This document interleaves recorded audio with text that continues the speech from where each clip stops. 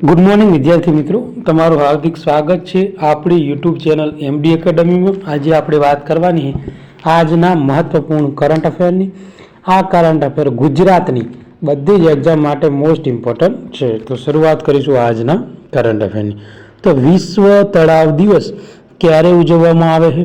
તો મિત્રો 27 ઓગસ્ટના દિવસે આ વિશ્વ તળાવ દિવસની ઉજવણી કરવામાં આવે છે મિત્રો। હવે આ જે દિવસ છે મિત્રો, એનો ઉજવવાનો હેતુ શું છે? તો કે જે તળાવના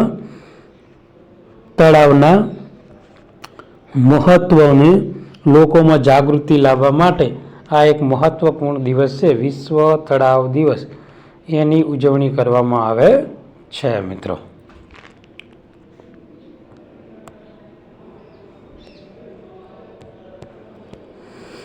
જેટલા પણ વિદ્યાર્થી મિત્રો આપણી યુટ્યુબ ચેનલમાં નવા હોય તો આપણી ચેનલને સબસ્ક્રાઈબ કરી લેજો, જેથી કરીને કરંટ અફેરના બધા જ વિડીયોની નોટિફિકેશન તમને મળી રહે।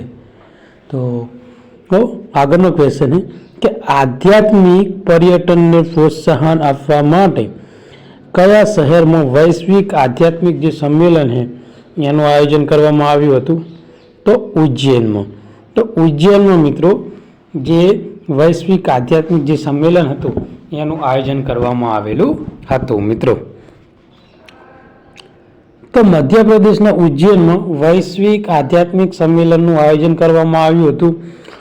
આ જે સંમેલન હતું તેનો ઉદ્દેશ હતો આધ્યાત્મિક પર્યટનને પ્રોત્સાહન આપવા, સાંસ્કૃતિક વારસાનું જતન કરવા અને જે જવાબદાર આતિથ્ય પર સંવાદને પ્રોત્સાહન આપવાનું આ મહત્વપૂર્ણ સંમેલન યોજવામાં આવેલું હતું મિત્રો। આ ઉપરાંત જે પર્યટન મંત્રાલયના સમર્થન સાથે પર્યટન વિભાગ દ્વારા આયોજિત કરવામાં આવેલું કાર્યક્રમ, જેમાં કેન્દ્રીય મંત્રી ગજેન્દ્રસિંહ શેખાવત દ્વારા જે મુખ્યમંત્રી મોહન યાદવ છે એની હાજરીમાં આ જે કાર્યક્રમ છે એનું આયોજન કરવામાં આવેલું હતું મિત્રો। ભારતના મહત્વપૂર્ણ આધ્યાત્મિક અને જે સાંસ્કૃતિક કેન્દ્રોનું એક ઉજ્જૈન આધ્યાત્મિક પર્યટન માટે વૈશ્વિક કેન્દ્ર તરીકે તેના વારસાને સંભાળવાને ઉજાગર કરવા માટે જે સ્થળ છે એ પસંદ કરવામાં આવેલું છે।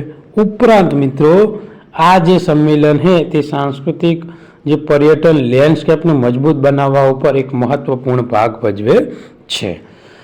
બીજી એક મહત્વની વાત કે જેટલા પણ વિદ્યાર્થી મિત્રો આપણી યુટ્યુબ ચેનલમાં નવા હોય તો આપણી ચેનલને સબસ્ક્રાઈબ કરી લેજો, જેથી કરીને કરંટ અફેરના બધા જ વિડીયોની નોટિફિકેશન તમને મળી રહે।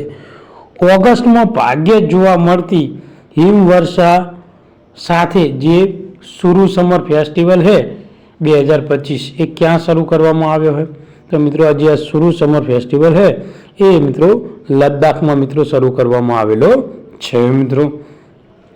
તો જે સુરુ સમર ફેસ્ટિવલ છે એ લદ્દાખના સુરુ વેલીમાં યોજાયો હતો અને ઓગસ્ટમાં થયેલ અદ્ભુત પૂર્વ જે હિમવર્ષાને કારણે એક ઐતિહાસિક ઘટના બની ગઈ છે મિત્રો। અને આ જે દુર્લભ આબોહવાની ઘટના અને આ ઉત્સવ જે બરફ ઉત્સવમાં પરિવર્તન કર્યો, જેણે વૈશ્વિક ધ્યાન ખેંચ્યું છે, એટલે કે આકર્ષિત કર્યું છે, અને જે લદ્દાખના અણધાર્યા છતાંય આકર્ષણ વાતાવરણને ઉજાગર કર્યું હતું મિત્રો। આ ઉપરાંત આ જે ફેસ્ટિવલ છે મિત્રો તે ઉદ્ઘાટન કોના દ્વારા કરવામાં આવ્યું હતું? તો જે કેન્દ્રીય મંત્રી છે કિરેન રિજિજુ તે મુખ્ય મહેમાન હતા, અને જે લેફ્ટનન્ટ ગવર્નર કન્વેન્દ્ર ગુપ્તા મહેમાન હતા। બંનેની હાજરીમાં મિત્રો આ જે સુરુ સમર ફેસ્ટિવલ છે, સુરુ સમર ફેસ્ટિવલ એનું આયોજન કરવામાં આવ્યું હતું। અને હિમવર્ષા એ માત્ર લદ્દાખની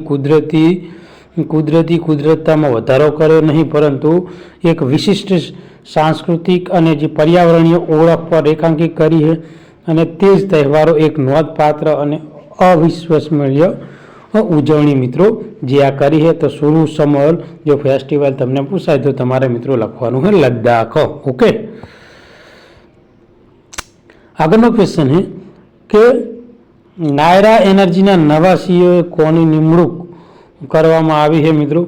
તો જે નાયરા છે એના નવા સીઈઓ તરીકે તૈમૂર અબ્બાસ ગુલેરિયોની મિત્રો નિમણૂક કરવામાં આવેલી છે।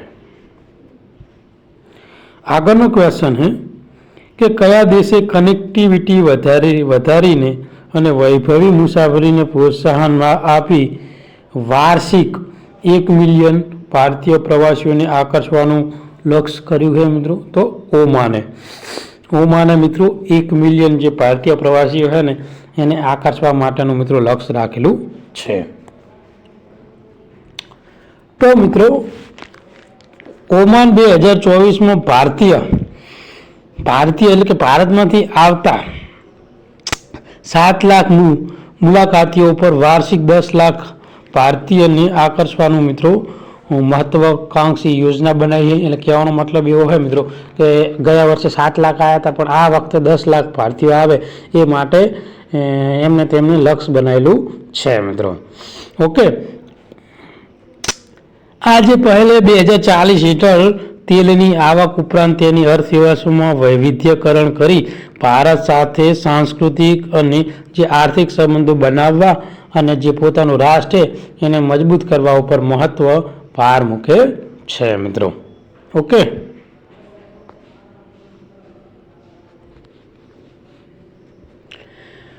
ભારત પ્રાથમિક બજાર તરીકે ઓળખાય છે અને ઓમાનમાં વૈભવી મુસાફરી ડેસ્ટિનેશન વેન્યુઝ, પછી માઇસ ઇવેન્ટ અને જે સાહસિક પર્યટન જેવા ઉચ્ચ મૂલ્યવાળા પ્રવાસન ક્ષેત્રો પર ધ્યાન ખેંચ્યું છે અને ટેકો આપવા માટે ઓમાન વિઝા નીતિમાં સુધારો કર્યો છે. ભારતીય મુખ્ય શહેરો સાથે હવાઈ જોડાણ કર્યું છે અને ફોકસ ઓમાન જેવા પ્રમોશનલ ઝુંબેશ શરૂ કરી છે, જેને તેના કુદરતી જે લેન્ડસ્કેપ અને જે કુદરતી વારસો છે એમાં પ્રદર્શિત કરે છે મિત્રો. આગળનો ક્વેશ્ચન છે કે 2025થી અત્યાર સુધીમાં સૌથી મોટી સુપર ગરુડ સીલ કવાયત શરૂ કરવા માટે કયા દેશે યુનાઇટેડ સ્ટેટ્સ સાથે ભાગીદારી કરી છે? તો ઇન્ડોનેશિયાએ મિત્રો જે અમેરિકા સાથે ભાગીદારી કરેલી છે. તો જે સુપર ગરુડ સીલ એ યુનાઇટેડ સ્ટેટ અને ઇન્ડોનેશિયા દ્વારા સંયુક્ત રીતે આયોજિત આ કવાયત છે મિત્રો, તેનો ઉદ્ભવ મિત્રો 2007માં બંને દેશોએ દ્વિપક્ષીય કવાયત કરી હતી અને ત્યારબાદ 2022માં બહુરાષ્ટ્રીય કવાયતનું વિતરણ થયું.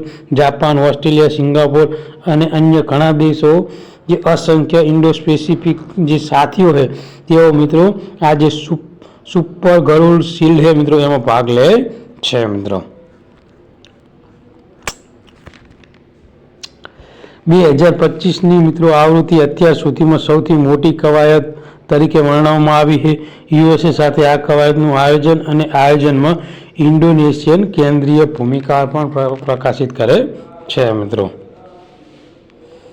આગળનો ક્વેશ્ચન કે નેશનલ હાઈવે ઓથોરિટી ઓફ ઇન્ડિયાએ મિત્રો જે પ્રોજેક્ટ આરોહણ હેઠળ કયા જૂથને શિષ્યવૃત્તિ અને માર્ગદર્શન સહાયની પ્રાથમિક લાભ મળે છે મિત્રો? તો જે ટોલ પ્લાઝાના કર્મચારીના જે બાળકો છે એને મિત્રો જે શિષ્યવૃત્તિ અને માર્ગદર્શન સહાયનો પ્રાથમિક લાભ મિત્રો આપશે. કયા પ્રોજેક્ટ હેઠળ? તો પ્રોજેક્ટ આરોહણ. ઓકે, આગળનો ક્વેશ્ચન છે કઈ રાજ્ય સરકારે 1 સપ્ટેમ્બર 2025થી નો હેલ્મેટ નો ફ્યુલ માર્ગ સલામતી અભિયાન શરૂ કર્યું છે? તો ઉત્તર પ્રદેશ દ્વારા મિત્રો નો હેલ્મેટ અને નો ફ્યુલ કરીને એક અભિયાન શરૂ કરવામાં આવેલું છે. તો શું છે આ અભિયાન ડિટેલમાં જોઈશું. તો ઉત્તર પ્રદેશ સરકાર દ્વારા માર્ગ સલામતી સુધારવા માટે સક્રિય પગલાં લેવા માટે નો હેલ્મેટ નો ઈંધણની ઝુંબેશ શરૂ કરવામાં આવી છે. 1 સપ્ટેમ્બરથી લઈને 30 સપ્ટેમ્બર 2025 દરમિયાન સુધી આ જે ચાલનાર અભિયાન છે એમાં રાજ્યભરમાં ઈંધણ સ્ટેશન ઉપર હેલ્મેટ ન પહેરનાર 2 વ્હીલર સવારોને ઈંધણ પૂરું પાડવાનો ઇનકાર કરવાનો આદેશ આપવામાં આવેલો છે. એટલે કહેવાનો મતલબ એવો છે કે તમે હેલ્મેટ ના પહેર્યું હોય અને જો તમે ઈંધણ ભણાવવા જાઓ તો પેટ્રોલ પંપવાળા તમને ઈંધણ આપશે નહીં. આવું આપણા ગુજરાતમાં નહીં પણ ઉત્તર પ્રદેશે જે યોગી આદિત્યનાથની સરકાર એને મિત્રો એક મહત્વપૂર્ણ ઝુંબેશ ચલાવી છે જેનું નામ છે નો હેલ્મેટ નો ઈંધણ. ઓકે, આનો ઉદ્દેશ છે કે સવારોમાં જવાબદાર અને વર્તમાન પ્રોત્સાહન આપવા અને માર્ગમાં અકસ્માતમાં મૃત્યુદર ઘટાડવા અને હેલ્મેટનો ઉપયોગ ઉપર મહત્વ આપવા માટે આ મહત્વપૂર્ણ મિત્રો ઝુંબેશ ચલાવવામાં આવી છે. મેજિસ્ટ્રેટ અને જિલ્લા માર્ગની સલામતીની દેખરેખ હેઠળ અમલીકરણ કરવામાં આવેલું છે. મિત્રો આગળનો ક્વેશ્ચન છે મિત્રો કે પશુ ચિકિત્સા, આરોગ્ય સંભાળ અને જૈવ સલામતી સુધારવા માટે કયા દેશે પશુ રક્ત બેંક માટે પ્રથમ રાષ્ટ્રીય માર્ગદર્શિકા શરૂ કરી છે? તો ભારતે મિત્રો પ્રથમ રાષ્ટ્રીય માર્ગદર્શિકા શરૂ કરેલી છે. આગળનો ક્વેશ્ચન છે મિત્રો કે રાન સ્વામ વર્લ્ડ 2025 જે ત્રિસેના સંવાદ છે એ કયા સ્થળે શરૂ કરવામાં આવ્યો છે? તો મધ્યપ્રદેશમાં આ સંવાદ શરૂ કરવામાં આવેલો છે. મિત્રો તો રાન સ્વામ વર્લ્ડ જે મિત્રો 2025 ત્રિસેવા જે સંવાદ છે એનું ઉદ્ઘાટન મધ્યપ્રદેશમાં આર્મી વોર કોલેજ ખાતે મિત્રો કરવામાં આવ્યું હતું. અને આ જે કાર્યક્રમ છે એનું મહત્વ શું છે?